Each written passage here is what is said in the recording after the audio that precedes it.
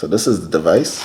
Comes with stickers, an instruction manual that we're going to ignore, and a USB type C to C cable. Very tiny. It actually feels quite solid. It feels like a unit. Now, compare this with this.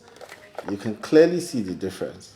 I think this alone should convince you of why I would rather just drop this at home and travel with this. So the device is currently pulling out 10 watts and everything is showing green. So I suspect that it's fully charged. We'll see more when connected to the computer. Limited MTN service. Battery percentage currently on 70%. So while it's restarting, let's take a good look at the MTN device. So this is the 5G device. All the serial number and passwords are written on this side. This is where you insert your SIM. The orientation of how you insert your SIM is written here. There's only one button on the device, and that's pretty much everything. Clearly, this is not 5G speeds, but this is the speeds that I get from this location from the 5G MiFi. Let's just run the test again. 4 to 3 bars fluctuating from here. And the second test is worse than the first. Let's just do the test one more time. 68 and 50. It's fair to assume that this speed test is around the same range.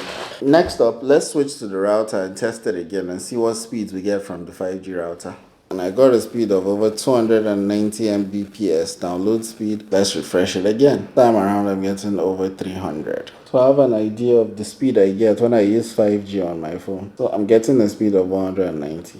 Rebooting it again, obviously it's not as fast. The signal strength is not as strong. So my final thoughts, not a good device to buy. Waste of money, because if you're buying this device, you're buying it for speed. And it's not going to give you that speed based on the tests that I have, based on signal strength. Like, the difference is actually quite poor. If on my phone, I can be hitting a speed of 260 Mbps, and on a device that's about the same size as my phone, I can hit above 70, it doesn't really make sense to me, because I don't know what your excuse is to not be able to put an antenna in this device that can get enough signal to get the speed that my phone is getting. How can my phone have a better 5G chip than a 5G router? It doesn't make sense to me.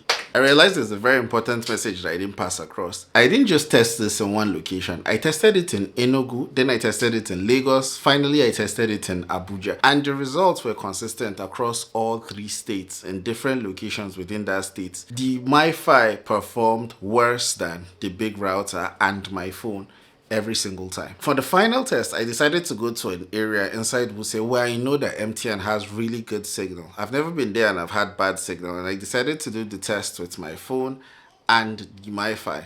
And you know, we got still the same result. The device performed significantly worse than my phone. Now, this device is 70,000 naira, and when I think about it, and I'm like, but 4G speeds are not really that far off from the 5G speeds. What is now acceptable? For me to spend 70,000 naira on a device that I am not getting consistent 5G speed doesn't make sense to me, and it makes this device very hard to recommend. So if you're planning on buying, either buy the big one and deal with the size, or spend a little bit more money and get a universal one that you'd actually get 5G speeds from. So thank you very much for watching this video.